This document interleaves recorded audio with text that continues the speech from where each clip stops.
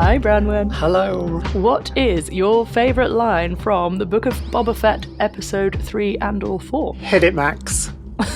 Nice. I was struggling to find one, and then that happened at the end of episode 4. And I was like, yeah, this is the one. Seah. Hi. Hello. What's your favourite line from Book of Boba Fett, chapter 3 or 4? I've got two, but the one that hit me quite hard today was, "You can only get so far without a tribe."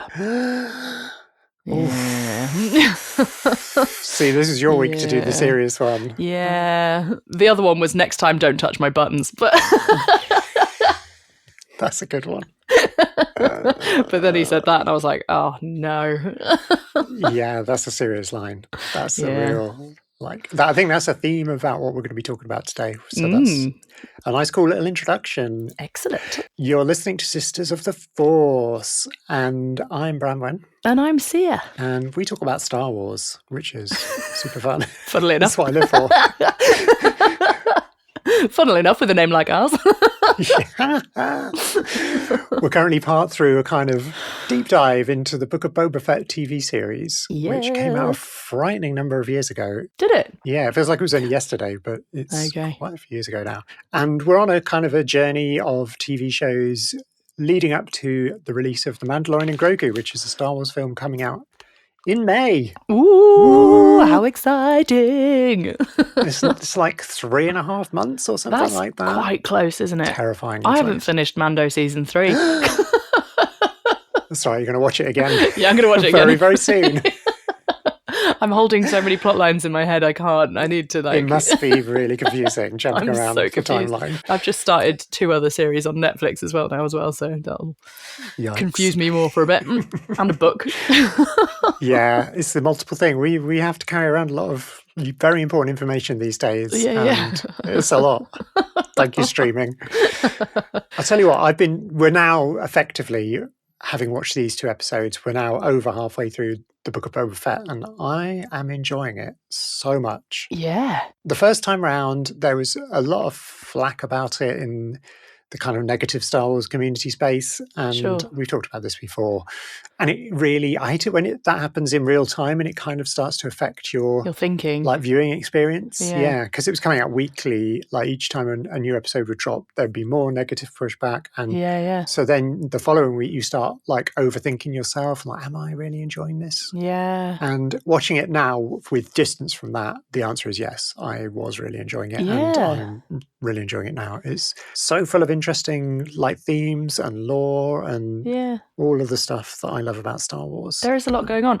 I wonder if that's I try not to really engage with anything online about the thing that I'm enjoying.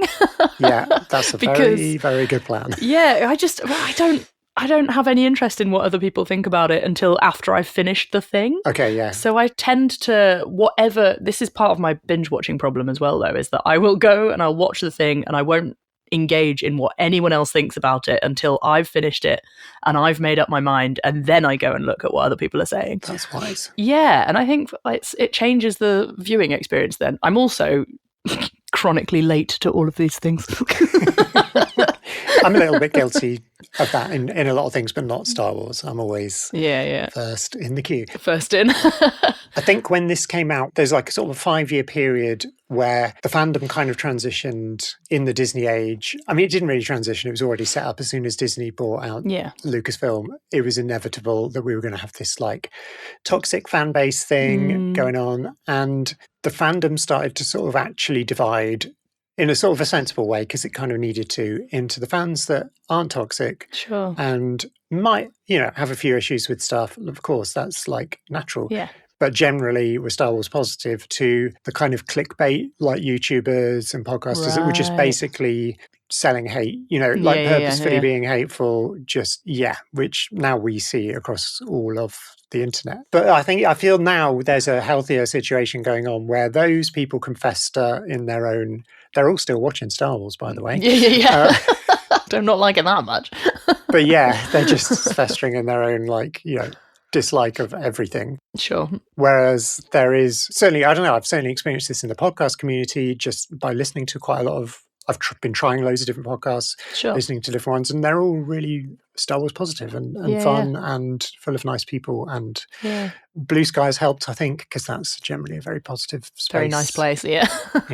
And that's filtered into Instagram. I feel like there's some people have braved coming back to Instagram, and it's there's some good stuff going on. Interesting. That's very interesting. Yeah. Anyway, I suppose we should get into these episodes. Let's get in. A bit of like big picture stuff. Yeah. It's very interesting to think about. Yeah. So we got Robert Rodriguez is back. He's not, I don't know if he was exactly the showrunner. I don't think if you had that label of the Book of Boba Fett. Okay. It's probably still Jon Favreau, but he was very influential in it, and he's directed, this is his second episode already. Sure. Yeah. And we're only on episode 3. Yeah. So I think he directs a couple more even, maybe at least one more. Okay. But yeah, he seemed to have a lot to do with it. As we mentioned last week, he directed the episode of The Mandalorian where the Boba Fett. Where Boba Fett appears. Where Boba Fett appears. And he's back again with this one. Cool. The Streets of Mos Espa. Yeah. We are. My first note was, ew, brain jar creature. Yeah. Jessica told me what these are, and I can't remember. I feel like we talked about them in the Return of the Jedi breakdown that we did, but maybe not. Are they monks? They are monks of the B'omar. It's like B'Omar sect. And they want to detach themselves from all physical senses. Yes. Okay. Yes. This is feeling familiar. They're aiming for purity. Yeah. So they remove themselves from their bodies, and they're just literally the brains in a jar. Like that monk practice of mummifying yourself while you're still alive. Is that a thing? That is a thing. Oh gosh. Oh yes. Right. It's pretty grim. I don't know which came first. Was it the monks of B'Omar or was it the mummification monk? I can't remember what they're called, but look it up. It's creepy. I can kind of believe that that's the thing. Yeah, that tracks. There's all sorts of people out there. So I looked this up because I did sort of remember, but I didn't remember all the details. And Jabba's palace was originally one of their monasteries on Tatooine. And when he kind of came in and took over, sort of appropriated the palace without their consent. But he kind of let them continue to wander around because he found them amusing to watch. Right, okay. Sure. Which I guess is on brand for Jabba. I don't know. Yeah. Quite funny. Yeah, pretty gross. Okay. There's some things about Matt Berry. Like, Matt Berry is a British comedy actor. Yes. Who I love. Like, he comes from Mighty Boosh, which we've talked about before. Yeah, we have, And he's been in many things. I love Toast of London. It's hilarious. Yeah. And What We Do in the Shadows. I mean, gosh, Laszlo. Yeah. But he is one of those actors now that has stepped into the world of, ironically, She Who Must Not Be Named. Because the first quote that I wrote down of this episode was 8D8 saying, the name that should not be spoken. Should not be spoken, referring to Jabba. And I'm like, oh, the absolute irony of that you are now colluding with... Come on, Matt Berry. Sort yourself out. If we're talking too cryptically, he's in the new Harry Potter audio book series on Audible. Of the franchise that shall not be named. Yeah, which no, I'm going to name and shame because... You're going to name and shame. Excellent. If you haven't worked it out, listeners, I'm a trans person, and it's a bit sad that I keep losing some of my favourite artists into the domain of money making. Yeah, anyway. But I do love his pronunciation of Fortuna. Yes. There's another pronunciation thing later on, which I'm just going to jump to. Excellent. I think it's right near the end. He's got some hilarious ways of pronouncing stuff. Yeah, he describes the Acrylish spokesperson as Master Galfalaquox. Yes. And my betting is that they knew Matt Berry was going to be this character when they wrote that scene. Okay. And they're like, what's the best name we can write? What can we write for him? For Matt Berry, because he's kind of known for his overpronunciation. Yeah. Hilarious. Tasha Demetrius does an incredible impression of Matt Berry. Does she? Obviously, she plays his wife in What We Do in the Shadows, so she spends a lot of time with him, and she rinses him in a way that is so beautiful. Aww. She does it on the Adam Buxton podcast, if anyone's interested in that. Amazing. After his little pronunciation of Fortuna, which I'm not going to do successfully, he then does a really nice bit of exposition for us. I mean, he's really doing it for the characters in the room, but it's quite helpful. It's a good little law drop. Yeah, of like, this is what's going on. If you haven't figured it out, here's where we're at. We got the Trandoshans, we got the Aqualish, and we got the Klatooinians. Yes. All ostensibly existing under Bib Fortuna, but Bib Fortuna's pretty rubbish, so... There may be uprising. Yeah. It's all kind of out there. It was hanging in the balance. Yeah. And then, of course, Boba came along and... has destroyed that balance. Bib Fortuna and has now upset the balance. Yes. There's the mayor as well, but Fennec points out that he's got no power. Yes. And I guess there's a lot in these two episodes about this like delicate balance of what's going on. Yeah, that's what these two are about, really. It's kind of setting up for later on. Yeah. So now we've kind of got this who's who of where and what's going on and where we are. Yeah. And we now know who's going to be a threat and who's going to be what the outcomes are likely to be. And I like the fact that we see all these different factions in these two episodes. We see a lot more of them, which helps us to like watch in real time the kind of balance of power among it's not exactly criminal underworld. I mean, there's crimes going on for sure. It kind of isn't, isn't it? It's a bit odd. As we mentioned before, like Mos Espa is a bit more well-to-do than Mos Eisley. Yeah. In fact, there's a reference to that later on. Can't remember which episode it is, where I think he says to the kids, "You can go and live in Mos Eisley." And the way he says it to the water merchant. Oh, of course, yes, yeah, that's coming up quite soon. Yeah, yeah. He says, if you don't like it, go to Mos Eisley. In other words, Mos Eisley is still a wretched hive of scum and villainy, as we knew it was. So, yeah, it is interesting that it's like we find out there is crime going on. Of course. There is spy stealing and all of the stuff. Yeah. And some unscrupulous business managers like the water guy. Yeah.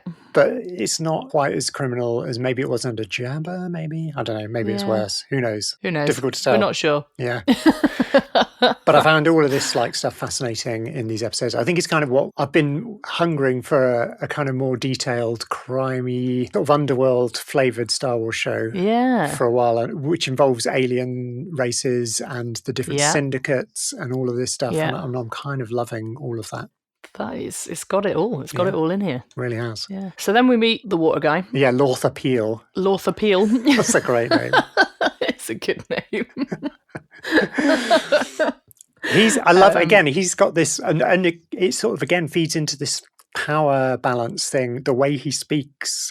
He speaks a bit like the mayor's majordomo. Yeah. He says, like, I'm insulted on your behalf. Yeah. And all this being pseudo-polite to each other. Yeah, in a really weird way. Is it kind of a mafia thing? Is there a bit of that Yeah, vibe? Potentially. Yeah. It feels a bit like that. Yeah. But he's got a problem with a mod gang. Yeah, he really has. Who are essentially teenagers. Yeah, and don't want to pay his extortionate prices, thank you very much. Yeah. Incredible. Yeah. Do we go and meet them? We do. Do we go and meet the kids? Yeah, we do. Very, very quickly he goes, all right, I'll come and see what's going on. Let's go and meet these people. We go off to meet the mod gang. I've called them Cyber Brick Kids. Cyber Brick Kids, yeah, that fits. Yeah, I did write down Cyber Cockney originally because we hear Scad, who's like the guy, one of the leaders, the guy one. Yeah. And he is definitely like East End of London. Yeah. But then Drash, which is Sophie Thatcher's character spoken, she's a bit more private school educated. Private school cool kid. Yeah. So anybody in the US, we're talking about the nuance between British accents. They represent various different aspects of the British youth. Yes. In their diversity. They're quite respectful to Boba. Yeah, they're not bad. She calls him Mighty Daimyo at one point. I thought she was taking the piss, though, to be fair. I don't know. It felt... maybe I took it as genuine, but you might be right. I took it as her being... She's very much like, there is no work here, Mighty Daimyo. What do you want us to do? Okay, yeah. Yeah, I guess. So she's a bit like, come on. Yeah, fair play. Come on. But they were quite polite. They didn't try and attack him or run away or anything like that. No. And he gives them a compliment. He says, you've got guts. Yeah. He says, you better fight as good as you talk dank. I had that written down as well. We're beginning to find out what dank actually is. We don't really know. But we can possibly work it out. The English equivalent. If we find out he's been charging them 1,300 credits or something. Yeah. Like a ridiculous amount of money. So much money for water. Yeah. One of them says it's a month's wages for a week's worth of water. Yeah, that's pretty hardcore. Yeah, which is grim. Sounds familiar. Yeah. Some other Star Wars parallels become all too real in present day. I also had a note here that there seems to be club nights. Yeah. There's a banging club anthem going on behind them. It's pretty cool. This point. Yeah. They're just hanging out on their multicoloured Vespers. Yeah. He kind of employs them. Straight away, yeah. Boba's now got a gang of... Let's have a job. Of mods. I'd forgotten that they were called mods, they are called mods. Love the mods. Called mods, the dual version of mods. I don't know if US listeners or even anybody outside of the UK would know about mods. Would have mods, yeah? Like mods in the late 50s, I think, and 60s in the UK. They listened to music that could be referred to as hip, quite up-tempo, British beat kind of stuff. Yeah. It kind of evolved in the 70s to bands like The Who. They kind of became mod icons. Yeah. And the mods drove these Vespa things. Brightly coloured Vespas. They've got like the extra mirrors on either side, which the mods in the UK used to add mirrors onto their little Vespas. But also it's obviously a play on the cyber modifications. Yeah. I love it. So they are mods. It's great. I love them. They are fab. I love their Vespas as well. I've always wanted one and never got one. I could see myself cosplaying as a mod. If ever I was going to cosplay. I've always wondered what it would be if I ever did, but I feel like I could do that. Yeah. Interesting. Yeah. After the credits, we got a creature shot. We have got a Inception creature shot. A multi-creature shot. Amazing. I kind of grinned. I'd forgotten it was there, to be honest, because it's been so long since I watched it. I grinned when I saw the little scurrier. I think my mum shouted, "Oh, look, there's one of those creatures," because she loves them. And then a bird took it. Yeah. And then the frog took it.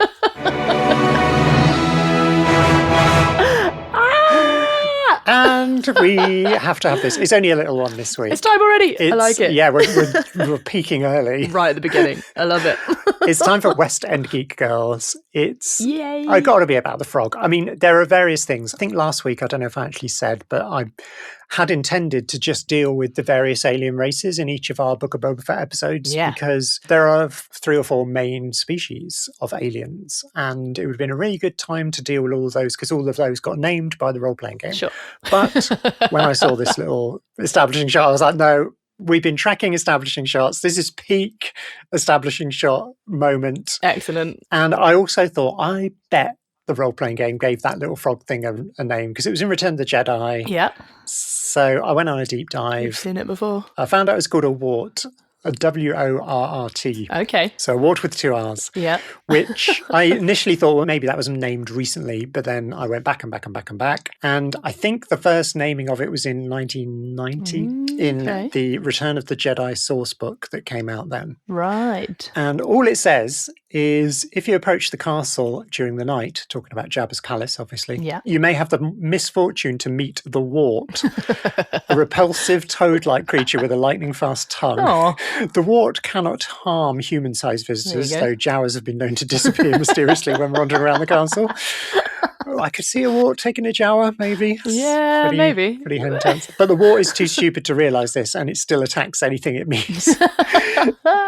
Okay. If it attacks you, you'd better simply endure its disgusting, sticky, drooling caress. Nice. Woe betide the fool who dares strike Jabba's little friend. So is another then example of Jabba keeping things around. Keeping things as pets and keeping things around. For his own amusement, yeah. Sounds slimy and I like it. Yeah. Oh, well, that was exciting. So much has happened, and we've only just got past the first credits.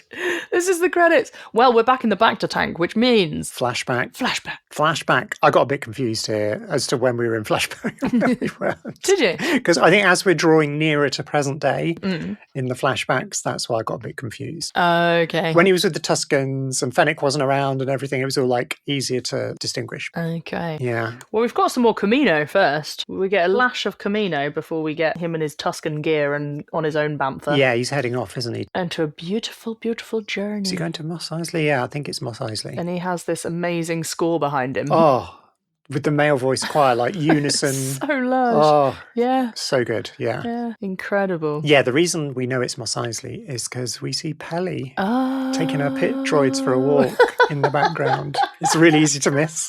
I did not spot that. There's sort of an overhead shot. I don't know if it's like of him on the bantha walking through the streets or something, and she's just in the background and the 3 pit droids are marching in single file behind her. It's so cute.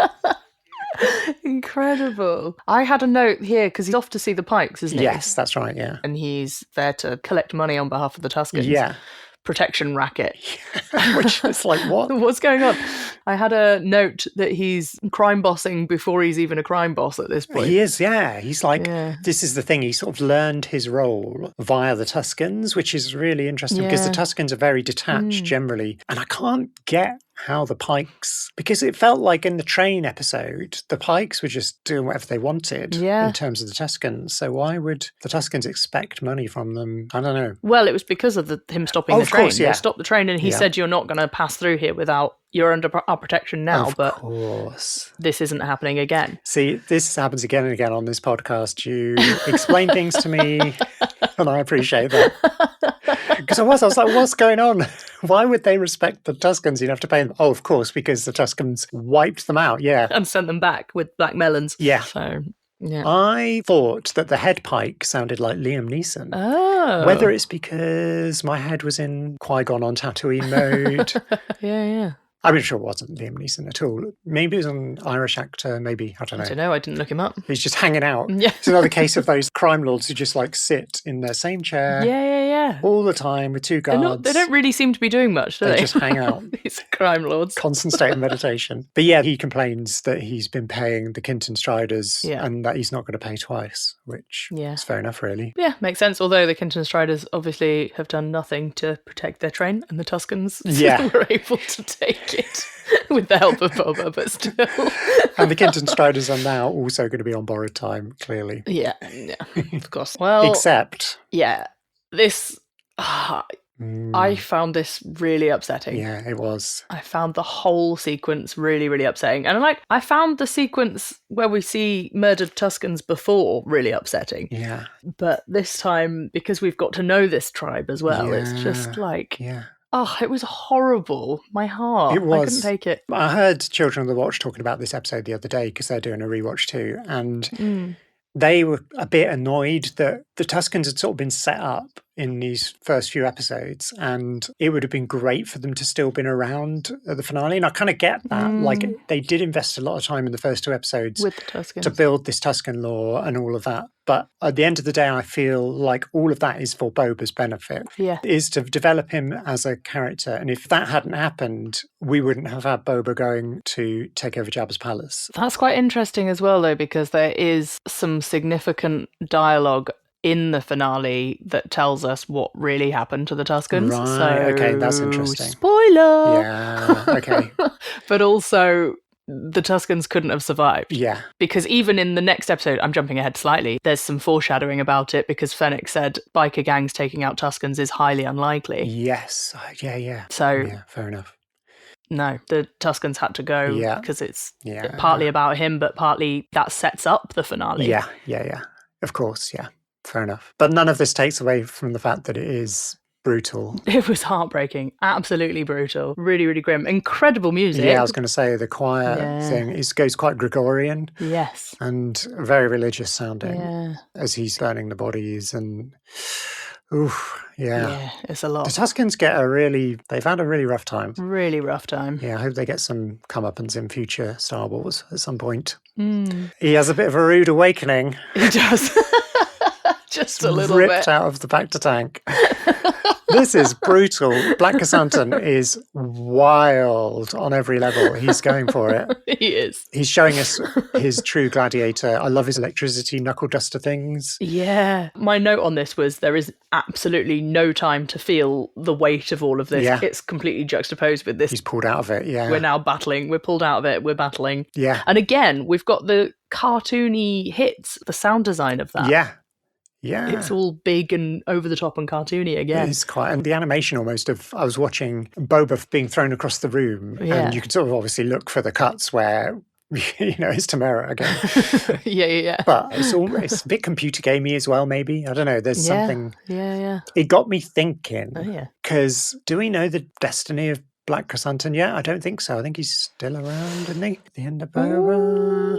Yes, he is still around at the end of Boba. Because in The Mandalorian and Grogu, one of the few things we really know about this film is that there's a sort of a gladiator sequence. Oh. With Jeremy Allen White from The Bear playing Stinky, aka Rota the Hutt, who's Jabba's son, I think it is. Okay. We're going to meet Stinky in our Clone Wars rewatch.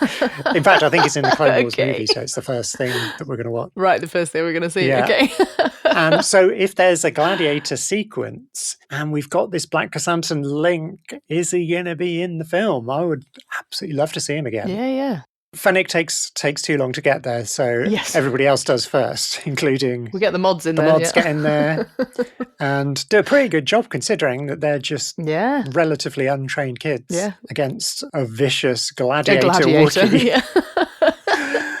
Who is massive. Yeah, he is huge. Absolutely huge. Yeah, I love him. I really want him to stick around and be more. Yeah. I love him in the comics. I love he's got a relationship with Dr. Aphra, who, again, would be nice if she popped up in The Mandalorian and Grogu as a comic book character that is fairly well beloved. Yeah, okay. Among the fandom. More people. Yeah. A queer. Excellent. Female Star Wars character from the comics that we need in live action, please. Into live action as well. Thank you. Yep. Eventually, I think Fennec does sort of save the day. Yeah. She opens up the Rancor pit and locks him in. Yeah, so chucks a throwing dagger at his hand. Which is so he can't cling on anymore. Nasty. Yeah. So then he's in the Rancor pit. They've got him in the dungeon. Yeah, they put a Gamorrean in the Bacta tank, which I thought was quite nice of Boba. Shows his respect for his staff, that he's prepared to share the Bacta. Get in the Bacta tank.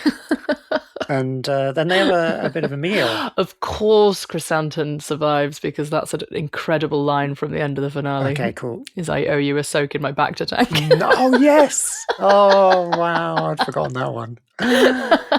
Oh, imagine a Wookiee in a Bacta tank. Yeah. I can't. Yeah. Excellent. The twins are back. Yes, they're back. And I don't quite know where they're coming from. They seem to be... It's this thing of like... Where are they staying? Like, what's going on? It's this thing of people not saying what they really mean. Or the layers of... I'm not that very good at the subtlety of the criminal underworld. There's all this like... saying one thing and meaning another. Yeah, sure. Which is very criminal underworld. So I'm not quite sure what they're being honest about or whatever. But they say they feel bad for sending Krrsantan after Boba. Yeah, but they literally just did it. Yeah. I don't know. Is this like days later? What's happening? I don't think it's very long. It's the same day because they're just, I'm sure they're having this meal and then the twins turn up. Oh, yeah, then they just turn up. And they brought a gift to make up for it, which is even more surreal. Yeah. And it's not just any old gift, it's a full-size Rancor. It's a Rancor. Yeah. Incredible. We, in the Bad Batch, do get a baby Rancor in one of the Bad Batch episodes. And I'm dying for a like tie-in with... Apparently this one's a baby Rancor. Oh, yeah, it's a calf, isn't it? Yeah. Because, Danny Trejo is the Rancor keeper, who's incredible. An amazing Star Wars edition. I didn't realise this. He's Robert Rodriguez's cousin. Oh. Which explains why he's in quite a lot of Robert Rodriguez's work. Okay. So, that makes sense. But, I mean, he's in loads of other stuff anyway. He's not just in... My note was Machete is now a Rancor caretaker. Yeah. It doesn't get more perfect. And he's really good as our Rancor keeper as well. He's really, he loves the creature. He's really sweet. Yeah. He's full of information and he's not afraid to give it to Boba. You know, he respects Boba as well. And, I love it. Love him. Yeah. He's great. He's going to teach him how to ride a Rancor. Yeah. Great. Good. Yeah, I kind of enjoyed this little interaction and seeing Boba bond with it. Yeah. We get a little Easter egg of... The witches. The Rancor Keeper says it's said that the witches of Dathomir even rode them through forest and fens. So we now have witches of Dathomir in the current canon, the Disney canon. And they came through Clone Wars and then they're in Rebels a bit as well. They're in all sorts of places across Star Wars now. Okay.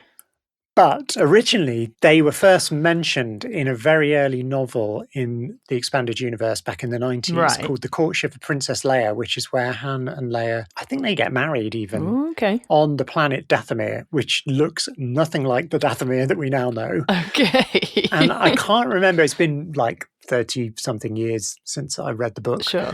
So I can't remember what the witches were like, even if they were even in it. But I'm guessing they were nothing like the witches now. But it's nice to think that because in that book, the witches did ride the Rancor. Oh, okay. So that's been brought in. I don't know that we've seen them riding Rancors in the new Disney canon. Maybe we have. We'll find out when we watch Clone Wars, I think. Interesting. But yeah, nice little Easter egg there. Yeah. There's a few point of view shots of the Rancor, which we've had a few point of view shots lately, which is quite an interesting thing for Star Wars, and I don't feel like we had point of view shots previously until quite recently. Yeah. But to have a point of view shot of the Rancor itself when the blindfold comes off and he's got slightly double vision. Yeah, and he's looking at Boba, and then he kind of settles on him. I don't know if he's like bonding with Boba. I'm not sure how that well, works. he says that he's imprinting. Right. He'll imprint on the first human he sees, which is why he's got his blindfolds on to start with. Yeah. Because they obviously want him to imprint on Boba. They've kept a blindfold on that Rancor for a long time. Yeah. Boba says to feed him with a full Ronto carcass, which Rontos are those big, in like the special edition of A New Hope, and we see Luke and Obi-Wan flying into Mos Eisley on the land speeder. Oh, yeah. And there's that massive like dinosaur type creature. Oh, and I think there's a couple of Jawas riding it. They're swinging around it. Yeah, this is a very tall, very high thing. It's like 4 meters tall. Oh, okay. And if you go to Galaxy's Edge in Disney World, you can buy Ronto burgers. In like the restaurant. I've never been, I've not been to Disney World or Disneyland, so I certainly haven't had a chance to go to Galaxy's Edge. But one day, absolutely not. If it's ever safe for me to travel to the US again, I'm going to go and have a Ronto burger because I'm down. Fair enough. Rontos are one of those things, a bit like Bantha blue milk, that even though ostensibly they're like fairly restricted in the planets they live on, apparently their produce is all over the galaxy. Yeah. So everyone drinks blue milk and everyone eats Ronto burgers. So. Yeah. They head off to the mayor's office. Straight off to the mayor's. This conversation with the very cowardly. He's so annoying. He is really irritating, isn't he? I love him. He's kind of like, I love him in the same way as I love Toro Calican in the Mando episode on Tatooine. Okay, that annoying wannabe bounty hunter. Yeah, they're just great Star Wars characters that are just annoying, but have a role to play. I had absolutely no time for the other guy. You had far more time for him than I did. I was watching, there's like a receptionist guy at the mayor's office. Yes. At the mayor's office. I think he's got a beard, maybe not. I remember him in the episode a couple of episodes ago, and just, it feels like he doesn't have any time for this guy either, the Major Domo. No, not at all. I mean, if that was your boss, it'd be a pain. Yeah.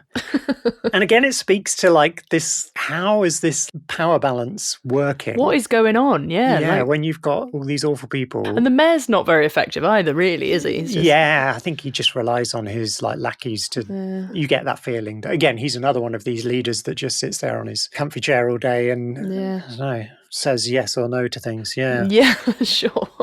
But it all leads to the Major Domo sneaking out the back. Incredible scenes. Yeah.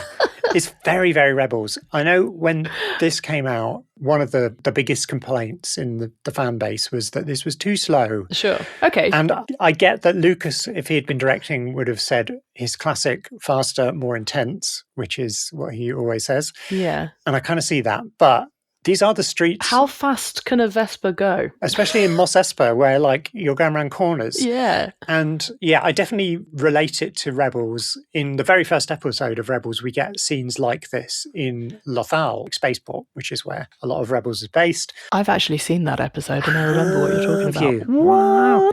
Yeah, there's there's a sort of another little Easter egg connected to that. So I think it's very conscious. Okay. At the very end of this race, the Major Domo crashes into classic car chase. Classic fruit market it's thing. Not melons. These are Meiluran. Okay. And the very first episode of Rebels is a chase for the same fruit. I think Ezra steals one. Steals one. Yes, he does. He steals one and they chase him. The rebels are trying to steal it.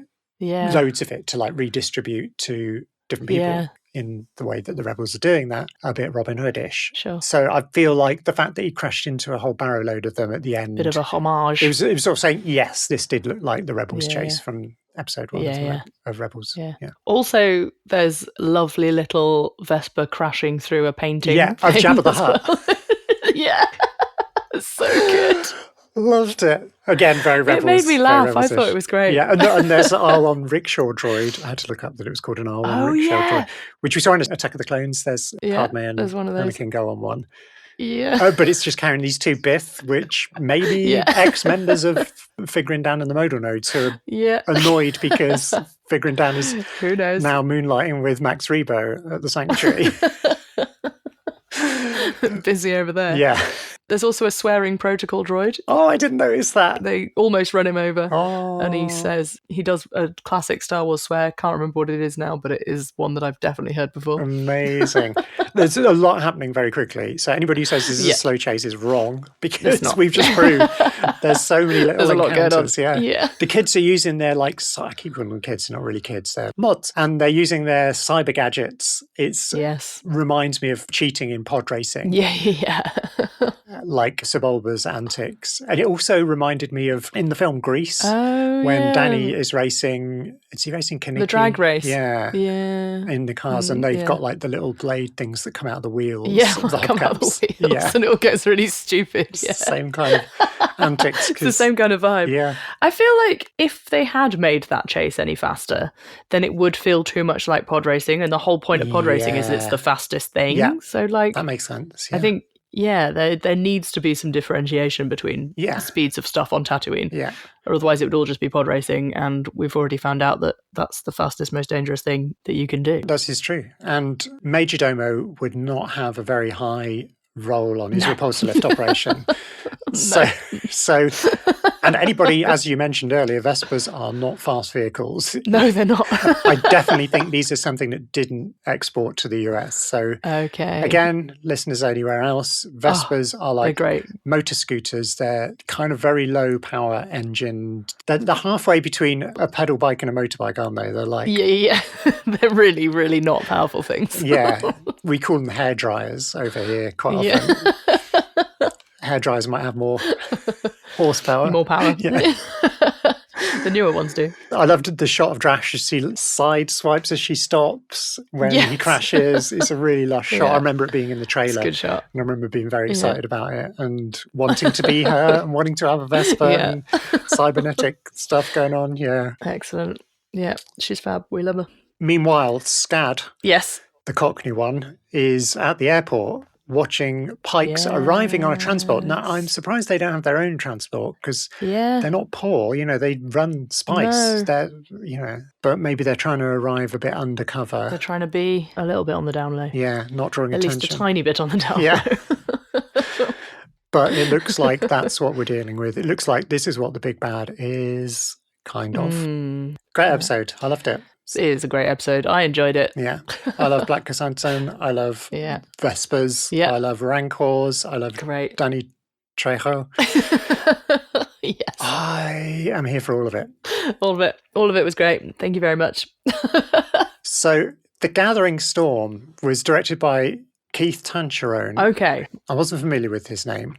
He has directed a lot of TV, including some superhero stuff like Agents of S.H.I.E.L.D., which I've watched all of. I think he directed 19 episodes of that or something. So I've watched quite a bit of his directing stuff. Yeah. But originally he was a dancer choreographer. And he worked with Madonna as a choreographer, I think. Okay. Choreographed some videos for her and possibly for Britney Spears as well. So interesting. Really interesting, like how he's ended up directing a Star Wars TV episode. Yeah. I was trying to think, are there any dance things in this episode? Not really. Not directly, but whether there was anything that you could imagine a choreographer doing. I don't know, the kind of fight scenes in Jabba's Palace, maybe. It was quite... There's some great little fight scenes in this one, but there's also just so much going on. Yeah. Because we're flashing back and forward. Yeah. It almost feels like 2 episodes in one for me, this one. Yeah. And it's so close. We get quite a long flashback, that's really, really quite close to where we are. And then we get present day. Yeah, it's just one flashback that brings us to present day. Yeah. And then, although we've had some other present day in the last 3 episodes, we're now kind of picking up almost from the present day. Yeah, it's a very small jump between the 2 different time periods, that's for sure. Yeah. There's a really brutal depiction of the harshness of Tatooine with a bantha walking past the skeleton of a bantha. Yeah. I found that pretty intense. intense. That was a lot, yeah. We've seen other skeletons in the dunes, It just felt a bit on the nose to have this one. To have an actual panther. Especially he seems to be very kind to his panther, Boba Fett. He does seem to be kind to his panther. A lot of affection, which he's obviously learned from the Tuscans and their toothbrushing and all of that stuff. Yeah. I forgot about the toothbrushing. Oh my god. So good. He's very kind to her. He's very kind and to her. He talks to her a lot. But he didn't direct it a little bit away from the skeleton that was lying there for all to see. I don't know. A similar thing with like Mando and Grogu. He doesn't exactly protect him from harsh violence in any way, does he? So it turns out there's a lot of guards around Jabba's palace. Yes. And they're Niktos. I thought they were Weequays for a minute because we've seen Weequays. Never sure how you pronounce that. We've seen them working for Jabba before, but these are definitely Niktos, which are the same species that kidnapped Grogu originally, or had Grogu. Okay. So they do get about a bit, these Niktos. Yeah. They are a prolific kind of race that's involved in the criminal underworld a lot. Okay. Across all different time periods as well. Right. I've just been listening to Star Wars Bloodline, which is a novel that is set not far before The Force Awakens. Okay. And it follows Princess Leia, where she's General Leia at that point, I guess. Yeah. And she's still in the Senate. And there's a whole sequence involving a Nikto kind of crime family. Interesting. Which is quite interesting. Okay. It's a good book. Claudia Gray. She's amazing. And Children of the Watch, if you listen to Children of the Watch, get on their Patreon because there's a book club and that's why I'm listening to it. I see. I've been getting into their You're on the book club. Patreon book club. It's really awesome. I love book clubs. I love Star Wars book clubs more than any other book club. I've got a smutty book club, but we're not going to talk about that. Okay. Don't even know what I'm reading. I dread to think. But you can tell me about it after we finish recording. Okay, I'll tell you later. My mum pointed out that he cooks a scurrier. Yeah.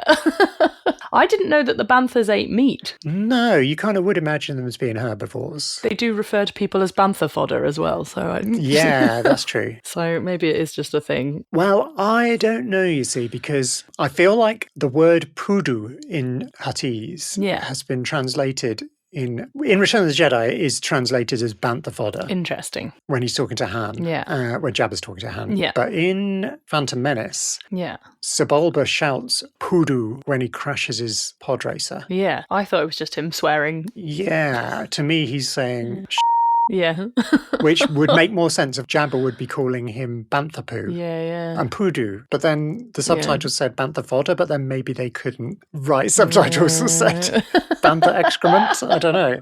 Yeah. I'll have to look in my Ben Burt's Guide to Huttese and see. Yeah, look it up. Yeah. Find out. Look it up. What it is. See if it's in there. I love the bantha. Yeah. We know that I love banthas, and I love that we get lots of time with this particular bantha because she seems great. And Fett's so nice to him. Her. It's her, isn't it? Her, yeah. Old girl, he calls her. Yeah. He tells her to go off and have bantha babies. Yes. Oh my gosh. Go off, find other banthas, have bantha babies. So funny. But then we're straight into Fennec backstory. Yeah, I loved seeing the flares in the distance and feeling like, oh, wow, we know what that is. We know where we are. Yeah. That was so cool. We're getting the other side of it. Like a parallel timeline. I love that. Yeah. I love it. Yeah, like a parallel timeline. But he quite quickly finds her and takes her off to the mod shop. Yeah. Which, what is going on with that music when they're outside? It's so cool. I did have that as my favourite musical cue. Did you? Until what, the kind of virtuosic synth drone link? There's 3 stages to it. Yeah. There's like the first, which we hear from outside, which is my favourite version of it. Yeah, that was great. And then as soon as we go in, it gets much darker. Yes. And more minimal and more bassy. Yeah. And then during the montage of him doing the mod, it turns a bit more big beat, kind of like 90s big beat, but space synths and stuff. I mean, I was here for all of it. Because so good. We've had so many different iterations of what is contemporary music in Star Wars, and I've never been 100% in on all of them. But this one I am 100% in This one, we're here. And I don't know if it's because Thundercat is playing the mod guy. Thundercat, he was in Suicidal Tendencies, I think in the 90s or the early 2000s. Okay. Which are like a kind of metal band. Yeah. But then more recently, he's been like known for sort of like funk and soul, contemporary R&B type stuff. Yeah, sure. So he's definitely a musician. His background is music. Yeah. I think he's a bass player and producing. I don't know if he always has different colour braids, but he's got very distinctive yellow braids in this one.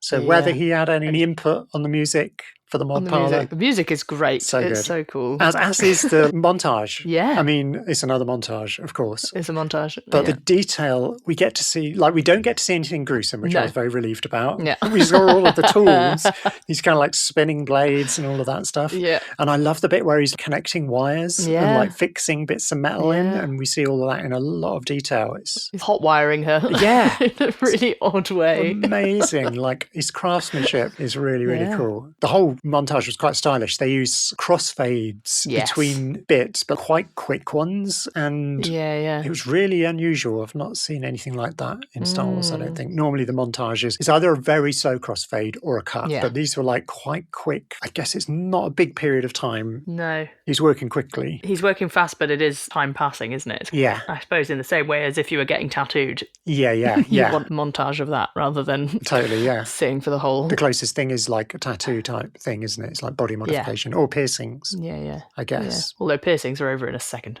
Yeah, true. Blink and you miss it. Hopefully, anyway. Otherwise, if it hasn't gone well. Yeah. I wonder how long it is before we get mod parlours. Is that too dark of a thought? I don't know. Ooh, I don't know. We are probably almost there with tech. I feel like there's tech bros kind of trying it already, isn't there? Yeah. Tech bros are doing stuff like that. I think that would freak me out way too much. I mean, I'm fairly modded as a person in terms of piercings and tattoos and stuff, but I think I'd draw a line at electronics in me. I don't know whether I would. I don't know. It depends what it was. I guess if it was to like... Too much of a hippie kid at heart. Yeah. I'd be too mistrustful of that. It's true. Like there is... I think I wouldn't want to rely on it like Fennec is relying on that. Like if that fails... Yeah, for sure. She's gone. Whereas... She's dead, yeah. What's his name? Scad. If his eye thing breaks down, well, could probably get it fixed. He's not going to die overnight. Yeah. He's not going to die. That's a good point, actually. What's the difference? There's one that's happening as he brings her in. There's some kind of weird chip going in onto someone's back. Yeah. And that's very much like a tattoo. She's sat in a tattoo chair having this thing welded to her back, and it's like, okay, I've been there, seen this 100 times, but I did wonder what that was. Yeah. What is it? What was she having done? Yeah. What's that doing? Super interesting. Okay, listeners, would you have a mod or not? Maybe I'll do a poll. And if you did, what would you get modded? What would it be? What would you get modded and why and how? Yeah, and you're saying no, and I'm saying potentially. I'm saying no. I don't know. Unless it was something that could make my tattoos glow or something, that'd be pretty cool, wouldn't it? Yeah, like a little kind of inside light or just something. Backlight them. Yeah, that was pretty cool. Fancy. Oh no, that's freaked me out. I don't know. I think I'd like, if there was anything you could do hearing-wise, because as a music lover, like there might be something where you could hear like a different frequency range or something, or you could hear, I don't know. Anyway, interesting.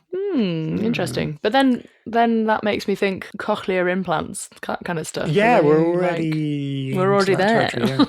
But that goes back to my original point of when do we start? When is capitalism going to bring that to the people? Yeah, for sure. No one can afford anything at the moment, let alone... Actually, that's not true. Yeah. My circle can't afford anything at the moment. I'm sure there are circles that can. We're not going to talk about that. Yeah, hopefully this isn't going to be forever. Yeah. So he takes Fennec back to the place where she was shot, presumably to just soften the blow of her waking up. Yeah. And gives her a lovely black melon to drink. Yeah. Great. Not very nice. And then they pretty much instantly start to make a bit of a plan, don't they? They do, yeah. She's instantly kind of like, all right then. Yeah. Go on then, what are we doing? Yeah.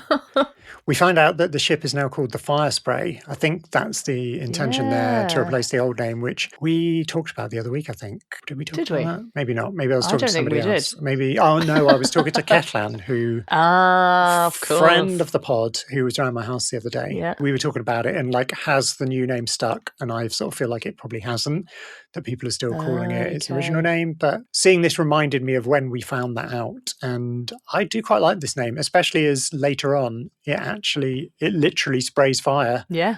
on the Kintar Striders. Sure, yeah. The Kintan Striders. So it works. It works as a name. I loved seeing Fennec's scope, through her scope. The little ball thing. The little ball thing as well. No, I mean her gun scope. Her gun, yes. Like her sniper rifle, and she uses that to see through, which is what Mando does as well quite a bit. Yeah. And in fact, Boba was doing it in the last episode. Yes. But hers has got like fancy red writing, and the look of the like... she's got all sorts of stuff. The GUI on it is really cool. And then when she gets the little floaty drone thing out... It has the same, it's made by the same company or like modded in the same way. It's got the same red text, and I love her unification. My little question about that was, do we know what that is, her little ball? I think it's just a drone, literally a drone. It's a little drone. It reminds me of Darth Maul's on the probe Tatooine, droids. Does he call them probe droids? He does, doesn't he? I think so, yeah. I guess she would probably call this a probe droid. Yeah.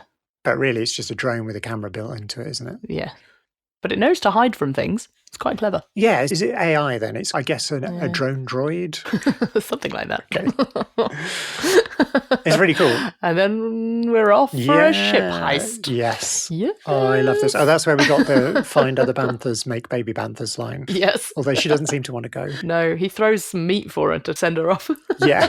Fennec dropped this line saying, "You want to head a Gotra," which ties back to the episode that we recorded with my mum, where we mentioned the droid Gotra. Yeah. So it seems to be a Star Wars term. I just don't know if it's a real world term or not. Anyway. Interesting. She says that, and he's changed, as he says, and this episode is all about his change. I think we see all about that. so much of that. Yeah. Yeah, so we're into the heist. We're going in through the kitchens. Yeah, she's cutting through bars. Yeah. She then cuts through the kitchen droid's neck. Yes. Which is hilarious. I love the chef droid. Yeah. It was so cool for a second with all those spinning knives and then gone instantly. Yeah. And the other droid that's in there, the one that says they'll go and get the rat catchers, is that... Eve 99, yeah. It is Eve 99, yeah, I thought it was. Jabba's old droid boss, which in the subtitles it describes her as the sous chef, which I don't think that Eve 99 would put up with that. No. She's a little bit more than a sous chef. I don't think she's a sous chef. Maybe she is, after the downfall of Jabba, under Bib Fortuna, maybe Bib Fortuna kept her in there. Because I have a feeling in the From a Certain Point of View book, it was suggested that she wanted to stop having memory wipes. Yeah. She learned from R2 and 3PO that to stop having memory wipes means that you can develop a personality, and she wanted that, so maybe she's still struggling with that and hasn't done it yet, and she hasn't noticed that Bib Fortuna has just reassigned her to kitchen sous chef. Yeah. Oh. Anyway, she's... What a shame. But we don't see what happens to her, but presumably she is fine because she crops up again in Amando. Yeah. There's this other little tiny droid, which is called an LEP server. LEP droid? Yeah. What is that? It's from the Clone Wars. What is its purpose? It's just a server kind of assistant, multi-purpose. Right. I get the feeling it's from the same sort of family of droids as Boba's dresser when he gets out of the Bacta tank. You know, there's that droid on a wheel. Yeah. Potentially as pit droids as well. They just assist in whatever needs doing. I did, my note was, what is its purpose other than being quite cute? It's basically cute. But yeah, I think they just, they're sort of servants, I guess. Right. You know, we see R2 serving drinks on the sail barge. I get the feeling that usually instead of an elaborate astromech doing that, you'd have one of these They'd have a server, yeah. Sure. That makes sense. So they get in. Yeah. They get to the ship. Yeah. They get to the hangar. We get Boba's theme. It's like an upgrade to Boba's theme because now he's been reunited with the ship, which I love. Yeah. Did you notice the 6-footed gonk droid? Yes, that is actually quite explosive. Yeah, didn't last long. But we did hear it gonk quite clearly quite a few times, which I like. Yes. Always love a gonk. I need to get a gonk for the soundboard so that we can have a gonk every time we roll. Definitely. That's what we need. They're incredibly explosive because she uses it to blow up a fair few guards. Yeah. Fennec in this fight is incredible. She's great. Some amazing manoeuvres. You can tell my notes I was getting a bit confused by this point because they just get slightly unhinged. I love her decision to go with him. Yeah. And the way that conversation is really nice. I'll go for the ride. Yeah. I'm off. I'm coming with you. Does she say next time we stick to the plan and she says next time, or vice versa? She says next time we stick to the plan. Yeah. And then he says next time, as in you're going to stick around. Yeah, really you're coming. Nice. Yeah. So he takes her along for this incredibly brutal murder of an entire speed bike gang. Literally spraying fire. Just out of pure anger, which, I mean, I get, and because he's got to do it because... Well, he's been led to believe that they killed his tribe. Yeah, retribution. Of course he's going to do it. And Fennec just gives him a tiny little nod. Yeah, I think she gets it. Well, she's heard the story. Yeah. Around the fire, she's the one that said that it was unlikely. Yes. Yeah. The sound design of the fire spray in Tatooine atmosphere, it sounds like a tractor almost. It's a very low RPM engine, which I'm here for. Yeah. When we saw it on Tython in The Mandalorian, I don't think we were close enough to it. Didn't sound the same. No. We were a lot closer in this episode, which is really cool. Yeah. Great sounding. And then they're off looking for some armour in the Sarlacc pit. This is why there's so much going on in this episode, because we've had this heist, and now we've murdered a speed bike gang, and now we're hunting Sarlacc. And we're still nowhere near the end. It's ridiculous. Yeah. She's very nervous about this. And understandably. There's some beautiful shots here, though. Yeah. Them looking into the Sarlacc pit and the shot from the Sarlacc pit up, and oh my God. Yeah, all the like playing with the rotation of the ship and all of that. And, like having the cockpit, and she has to climb down onto the glass. Yeah, yeah. To like reach the seismic charge to go button. And press the button. Yeah. And she say fire in the hole. She said fire in the hole. She says fire in the hole. And he says, next time don't touch my buttons. Yeah. Well, I think it was a worthy use of a seismic charge, to be fair. I think it was a worthy... It sounded cool, it looked cool. Yeah. There's Sarlacc everywhere. He needed revenge for from the Sarlacc. Being eaten, yeah. There's lots of creepy sounds down there as well. Yeah. That was just before she blows it up. Yeah. It sounds terrifying in the Sarlacc pit. Yeah.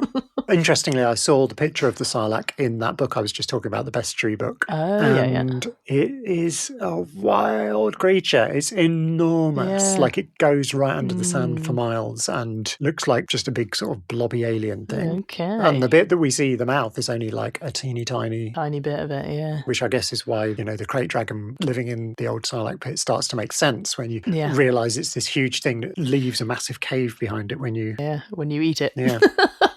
Boba just goes like wading in. Yeah. And now we see why he needed a Bacta tank. Because he's nuts. Because he's been burnt to pieces. He's been completely decimated. Yeah. By the Sarlacc. Oh, not good. And a final reversion of him taking up Bib Fortuna. Yes. And we get that lush Spotchka pose that Fennec does. I live for that moment. I don't know why. Something about it is just really cool. It's so good. It is cool. Yeah. She does look great. And so full circle. And then we're back into the present. Yeah. Straight back round. Yeah. The droid says he's completely healed. Yeah. He's out the tank. Fennec says the mayor's majordomo is singing like a yosm. Yes. Whatever that is. What is a I've not looked that up yet. I want to find out. And so we're straight round to the sanctuary because that's, I guess, where the majordomo said to go. Yeah. I put Rebo's laying down some chill out techno, which is my favourite music cue of the 2 episodes. Oh, that was your favourite music cue. Yeah, this superseded the mod parlour music, which they're both similar. Okay. I mean, I'd have a job to like really choose between them.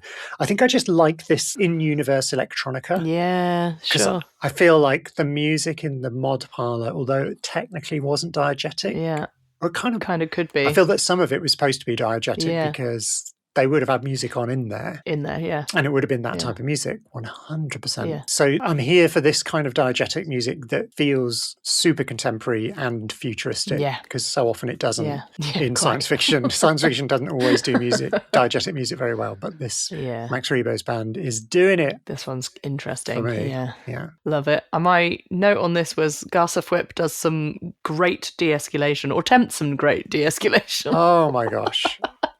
She's fab. So we're going to find out in the Clone Wars a little bit more about this Wookiee Trandoshan conflict. Yes. We talked about it last time a little bit. Yeah. When the Trandoshans bought the Wookiee pelt. Yes. Yeah. I feel like this is where, as geeky Star Wars fans, we get a lot more from this kind of scene because I was absolutely on the edge of my seat every time we got a shot of the Trandoshans because I just could sense. Okay. I mean, I know they're setting up a fight, but you don't really understand the full scale of that.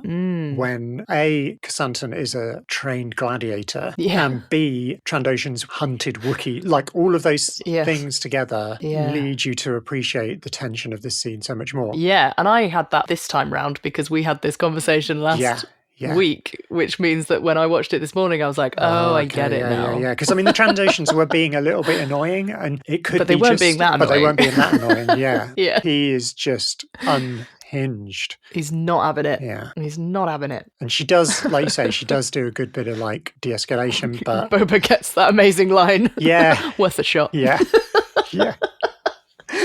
We finally see a Wookiee ripping somebody's arms out of their sockets. Yeah. Which we've been waiting. He only does one, though, I think. Yeah, just one arm. Is it just one arm? Yeah, it's just one arm. Yeah, because he has the other arm. Yeah. And Garsa Whip just rolls her eyes. Yeah.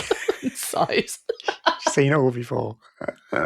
She's incredible. Yeah. Oh, I love her. She's great. I noticed when I watched this episode last night that there's something about the lens they're using, or there's something about her. I feel it's a combination of the two things. She makes widescreen look way more cinematic. Just her. Just interesting. Whether they use a slightly specific type of lens for her, which I know sometimes happens with actresses, especially older than, past their 20s kind of thing, when suddenly nobody is allowed to look old anymore kind of thing, which is really annoying. But there may be something about the lens choice. But every single shot of her, it looks like a similar example of this is at the end of Return of the King, when Arwen appears from behind the banner at Minas Tirith.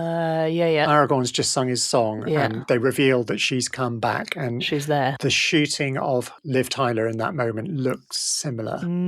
It's very, very complimentary to them as performers. Yeah. It makes them look super beautiful. Yeah. It's just a lens choice maybe. But I also feel like she has a look which we don't often see. Yeah. It's just really specific and she's just so beautiful. She is. I mean, I know she's got like an incredible makeup on. Yeah. I just became fascinated by her head tails and the glitter detail in her dress that extends into the wraps of the head tails and stuff. Yes. All of the styling. Her costume's incredible. Unbelievable. Yeah. Yeah. She shines in a way that the others just don't. Yeah. There's other beautiful characters, and yet she's quite a bit older than those, like, in a sense, less stereotypically beautiful in the Hollywood standards of things. But she, like you say, she just pops way more than anybody else. She's great. And when she's hit Max, if I was Max Rebo, I don't think I'd be able to play my instrument anymore. Yep. Okay. Yeah. So, before I gush any more about Jennifer Beals, let's, in a very respectful way, let's go back to the palace. Go back to the palace where Fennec is dealing with some politics. Yeah, we got the meeting of the families. Yes. Which is very, It's quite tense. Yeah. Yeah, I like how each of the families have got their own feel. Yeah. They've all got their own language, which, affects the way they communicate and everything else. They all communicate in different ways. But it also, they just have a different perspective somehow. And we're told that really well. Maybe in this choreographer thing, director-wise, that like what Bronwyn was talking about when we had her on for the Sanctuary episode. Yeah. The nuance between choreography and movement direction. And when we're dealing with aliens, like Trandoshans and Aqualish, all move in different ways. Yeah. Yeah, it's super interesting. It's quite a tense meeting, and Fennec's holding her own pretty well in all of it. Yeah. But they do have to get a little kind of rancor threat in there. Yeah, it doesn't just to kind of make their point. Yeah. But I mean, it stands to read what she's saying is sound. Yeah. There is this problem on the horizon of the Pikes, and, we can't do this individually. No. But ultimately, we need to band together. They don't want to do it, but they won't get involved. No. Yeah, they settle for neutrality. Yeah, they're not going to betray him, but they won't get involved in the actual fighting, which is an interesting bit of foreshadowing. Yeah. It's kind of like, I'm quite surprised at the Trandoshans, especially because they're known as being quite aggressive species and fighters. Maybe they know some stuff about the Pikes that we don't yet. Well, the Pikes are very powerful in their, the spice trade is huge and they're a big part of that. And of course, you wouldn't want to get on the wrong side of that, I guess. And I suppose they're all still testing Boba as well, aren't they? Yeah, true. And it all goes back to that early on thing that we were talking about, of the fact that Mos Espa is not as rough and rugged as Mos Eisley. Like, I don't think this would be happening in Mos Eisley. No. I think Mos Espa has maybe got a bit lax, a bit soft almost. Interesting, yeah. Because that, the uneasy balance has been maintained. Yeah. Bib Fortuna was not the dynamic leader that he should have been. No. And the others were they've all just got a bit too complacent. Yeah, for sure. And now they don't really know how to deal with an actual threat. They're not quite sure what's going on, Yeah. Could well be. But they've settled for neutrality. That's fair enough. Which makes sense. I love this line. Credits can buy muscle if you know where to look. Followed by the theme. The theme of Mando, as if we didn't know. I remember first time round, everybody online was like, are we doing this? Are we really doing this? It is? Oh, yeah. Little did we know that we were about to get The best episode of Star Wars television. The best episode ever.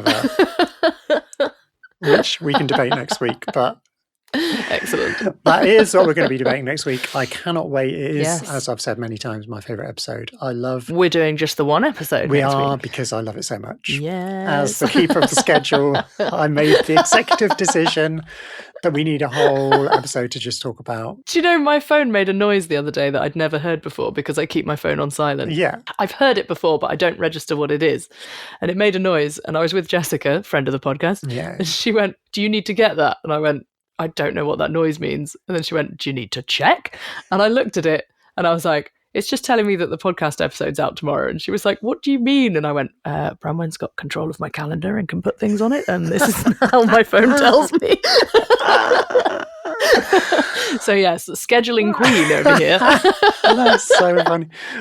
Yeah, I apologise because I'm often tinkering with the schedule, and every time I do a little edit, I'm like, fine. "Is it going to notify Seah?" And she's going to get 10 emails. It does notify me. No, it doesn't email me anymore. Okay, it just plops it onto my calendar, which is good, and then notifies me because I won't do anything if I'm if it's not in my calendar, it's not in my life. So it's good that you've got control of my calendar. Yeah. I can't wait. Bryce Dallas Howard. Exciting times. Mando and Grogu. Well, here we go. No Grogu, actually, is there? No Grogu, no. But Mando... Mando's back. Peli Motto. We've got a lot. So many things to talk about.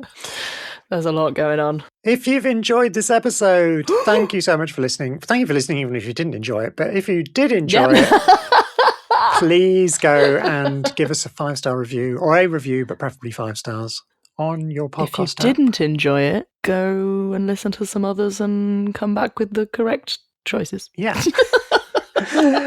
Or message us and tell us what you didn't like. Or message us and tell us, We are open to suggestions. We may or may not act on them, depending on how good they are. Open to suggestions, not open to criticism. Actually, no, I am open to Always criticism. open to criticism. Always open. But we're definitely open to compliments. So if you fancy a 5-star more open review, to compliments. we genuinely are looking to get more listeners. Because I think we said this last week, I think we've got like a stable listenership. Stable amount. Which is lush. But it would be nice to grow. We want to grow. We do want to grow. We can grow together. Yeah. Lovely. Follow us on all of the things. Insta, Facebook. Blue Sky. Facebook. YouTube channel. YouTube. Yeah, it's a YouTube channel. Yeah. We got quite a few listeners on YouTube, I think. Have we? Yeah. Interesting. Which is really cool. It's not video on YouTube, you'll be sorry to hear, but it's just audio. But it's maybe one day. I don't think the world is ready for our... The world is not ready for visuals. I do sometimes like the idea of video Not because I've often got like props that I want to show, like show and tell type things. Yeah, sure. Maybe one day. Props, maybe one day, maybe for a special occasion. Yeah. But yeah, we'll be back next week, just us two. Yeah. And talking about one episode. So looking forward to it. Get ready for some geeky stuff. Excellent. Until then, we'll see ya. Bye. Bye.